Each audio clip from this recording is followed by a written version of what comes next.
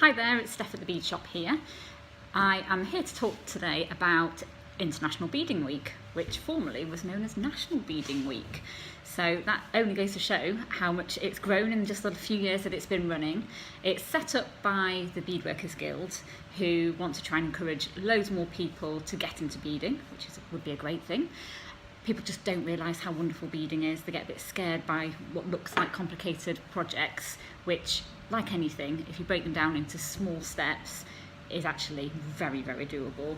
There's a lot of aspects of beading that people find very therapeutic. I love picking colours. I find picking colours and putting different beads together one of my favourite parts of starting a project.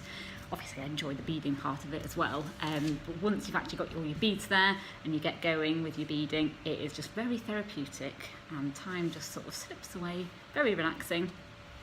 So it's a really, really, really great week really. It always runs the last week of July into the beginning of August often. It's great, fantastic. It is a fantastic and great way to get other people into beading.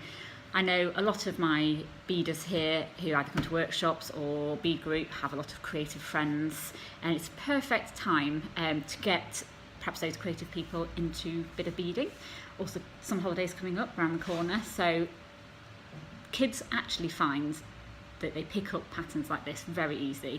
I don't know whether it's something to do with the fact that they're used to being taught, having to read text and instructions, but every time I teach a kids workshop and they initially think, oh, we'll never be able to do that, they pick it up incredibly quickly. They also go very quiet. Good tip. So whether it's a friend, a niece, nephew, grandchildren, it would be great to just pass on a little bit of beading knowledge so that generations to come also get the same enjoyment as we do out of beading. I would highly recommend going to the Beadworkers Guild website that they've got dedicated to International Beading Week. They have got loads of great designers on board who have donated patterns, hints, tips. There's lots of projects and competitions on the website as well, so there's loads of different ways to get involved with Beading Week.